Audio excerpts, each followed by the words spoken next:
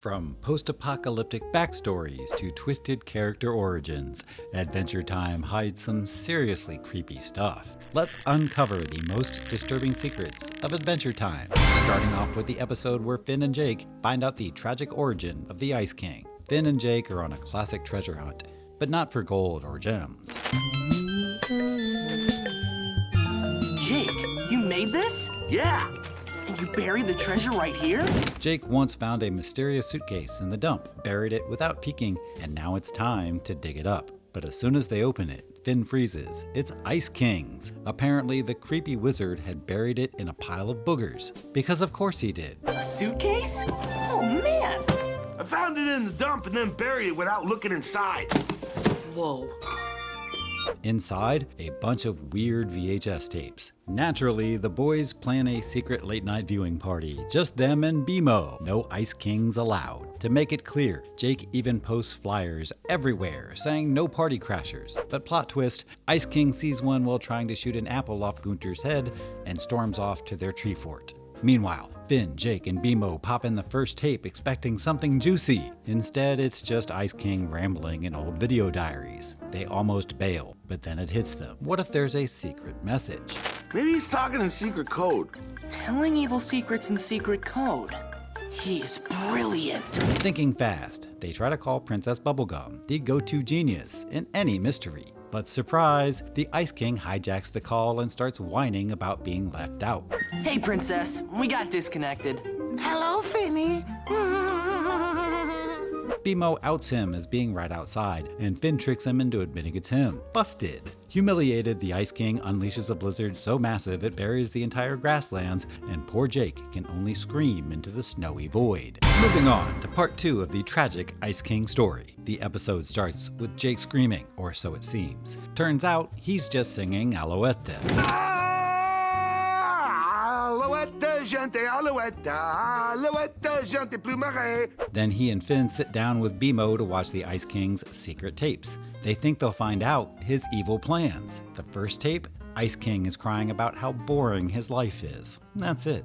BMO notices his tears fall in a weird pattern, and somehow it forms a picture of Gunter. Yep, his crying makes art now. The second video shows Ice King recording Wildberry Princess while she's in a cage. Princess, what is your name? Please, let me go home. He's just complaining that Gunter tried to eat his socks. Evil? No, just weird. Ice King finds out the boys are watching his tapes, so he builds an army of snowmen and slides down their chimney like a dirty Santa. He even wears their red tablecloth as a cape. He lets the snowmen in, but Finn and Jake squish them like bugs. While the chaos is happening, BMO plays the last tape. And this one is different. It shows the Ice King before he went full crazy. Hello, my name is Simon Petrikov. I am recording this tape so that people will know my story. Back then, he was a normal guy named Simon. He had a girlfriend named Betty and worked with old stuff. One day, he bought a creepy crown from a dock worker. When he put it on, he started seeing scary visions. The crown messed up his mind, and Betty left him. I quickly took it off and saw my fiancée in front of me, looking at me with such contempt. What had I said? What had I done when I wore this crown? All I know is I never saw Betty again. He slowly turned blue, grew a long beard, and started acting like the Ice King we know. He knew he was losing himself, and in the video, he asks anyone watching to forgive him. It's actually super sad. But then, boom, Ice King shows up and says he doesn't care about any of that. He's just mad they saw him wearing glasses. That's what he was trying to hide. Not the crown, not Betty, just the glasses. Now you know my secret. You know that I used to wear glasses. Finn and Jake feel kind of bad for him, just for a second. From then on, they make it a tradition. Once a year, they wear silly sweaters and watch the tapes together. Moving on to the third disturbing episode where memory loss leads to irreversible mental decay. The Ice King is singing Fry Song to Gunter. Yeah, Marceline's super emotional tune, but he adds his own twist. Marceline's songs are so good. Maybe I can get Marceline to write a song with me. After that little jam session, he gets a brilliant idea. Why not write a song with Marceline to impress all the princesses? So, he rips a few pages from his scrapbook, grabs his gear, and flies off to her place for a musical collab. But guess who sees him? Yep, Finn and Jake. Well, well, well. Looks like Ice King is up to bad biscuits, brudda. And of course, they assume he's up to something shady. Marceline is not into it at first. She shuts him down. But the Ice King, being the Ice King, crashes right into her house anyway and gets tangled in his own instruments like a clumsy goofball. We can be a prog rock duo. I'll even split the fans with you. I get the princesses and you get whatever it is you're into. Sounds good. Yeah, I think it does. Finn and Jake show up, thinking she's got him trapped, but Marceline tells them to chill. She actually agreed to help him write a song. So now they're making music, and Ice King sings his heart out. All of the princesses are pretty alright, but oh, bubble gum. The song is basically him begging Princess Bubblegum, and honestly, any princess, to hang out with him. He even shouts that he's so alone. Then, like always, he flips out, blasts the ceiling with ice magic, and ends up hiding on the fridge. Marceline finds him there, and surprise, calls him an annoying, sad old man, but also says she's happy to see him. You know, I'm actually glad to see you. That stops him cold. Literally. She likes him. He asks for a hug. She gives him one. Then he ruins the moment by leaning in for a kiss. Bad move.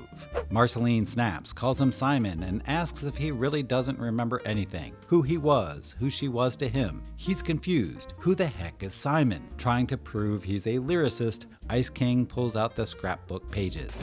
Look, this clipping, this was you, Simon, before the war. Marceline finds an old photo of him, back when he was still human. She even finds a picture of herself that he saved. On the back of it, there's a heartbreaking note from Simon to her. The note says he's scared, that the crown is changing him, that he doesn't want to lose her, but he also knows he's losing himself. He writes that he has to protect her from the war and from himself. It's rough. Ice King doesn't remember any of it, so Marceline sings the message like a song while he plays the drums. As they sing together, it's clear Marceline is holding on to the last piece of her old friend. But Ice King, he's just vibing, totally clueless. Wow, I wrote that. Hot stuff. Finn and Jake are outside with binoculars, just watching like, what even is this? The episode ends with a flashback. After the Mushroom War, the world is broken. Da-da, da-da, da-da, da-da. Little Marceline is crying alone in a destroyed city. Then Simon shows up, not fully Ice King yet, and comforts her with a little stuffed animal, Hambo. Now let's move on to another episode where we explore the hidden disaster under the cute candy landscape. The episode starts with Marceline, Finn, Jake, and the Ice King playing basketball at Marceline's house. Finn and Jake are confused. Why is the Ice King even here? Marceline explains that she's known him for a long time. Curious, the boys ask her to tell the story. Ice King walks back in with water and agrees to let her tell it. Been around for a long time. We have a long history together. It's a long story. Lay it on us. Yeah, lay it out, Marcy.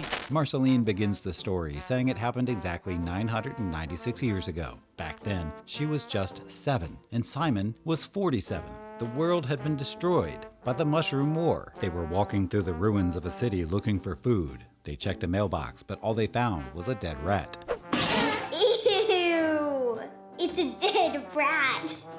Hey, yeah, so it is. Looks like we've got a cute new traveling buddy. Ew, no! Simon tried to cheer her up by joking that the rat could be their new travel buddy. Then he found a VHS tape and watched it by just staring at it, pretending the movie was boring and saying the book was better. Suddenly, they heard something move in the woods. Simon, trying to protect Marceline, put on the magic crown even though Marceline was clearly scared of what it does to him. Once he wore it, the crown made him act strange and forgot who he was. He blasted ice at the noise, which turned out to be just a deer.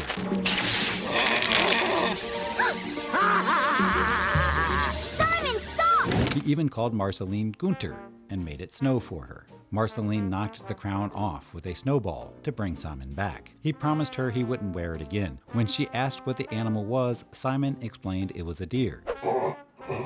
If there are deers in the forest, do you think there are other things? She wondered if other animals had survived the war too. Simon wasn't sure. Later they made camp. The frozen deer became dinner, and Simon cooked it over a fire. He acted out an episode of Cheers through a broken TV to make her laugh. Marceline joked back by pretending to mute him, and they shared a laugh, until she started coughing. Simon realized she had a fever and told her to rest. Simon knew she needed chicken soup. He remembered a soup shop they passed and didn't want her to walk that far. So he found an old motorcycle, but it crashed. Then he had Marceline ride in a wheeled chair while he pushed her to the town, singing to lift her mood.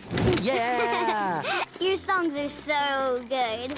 At the soup shop, the door was locked, so Simon broke a window. He reminded her that breaking things is wrong, even during the end of the world. Inside, the shelves were empty, except for Joke Soup gift cards. Suddenly, Marceline saw something in a mirror. It was a creepy slime creature moving in the next aisle. Simon hit it with his crown, and they ran out. Marcy, stay back! Later, they were walking through a huge storm drain when Simon spotted a food truck on a broken bridge above. It was just a clam truck called the Clambulance, and Simon got frustrated. As he kicked the truck, slime creatures jumped out. He pushed the whole truck off the bridge, but the noise attracted even more monsters. Trapped in a dead-end alley, Simon had no choice. He put the crown back on, trying to stay calm by singing the Cheers theme song. Takes everything you've got! Taking a break from all your worries sure would help a lot! He beat the creatures, but when he took the crown off, the magic didn't fully go away. His beard stayed long. Then, out of nowhere, a can of soup and a can opener fell from a strange pink goo stuck to a wall. The goo had a smiling face. Simon used the soup to help Marceline get better. She hugged him and said, "I love you." He replied, "I love you, Gunter." Back in the present, Marceline ends the story by saying she got better and they lived happily ever after. Ice King, completely unaware of his past, says she should keep telling these chumps stories while he plays more basketball. Marceline, Finn, and Jake just smile, happy to see him enjoying himself, even if he doesn't remember anything. Did any of these secrets surprise you? Drop your thoughts in the comments, and don't forget to like and subscribe for more. See you in the next video.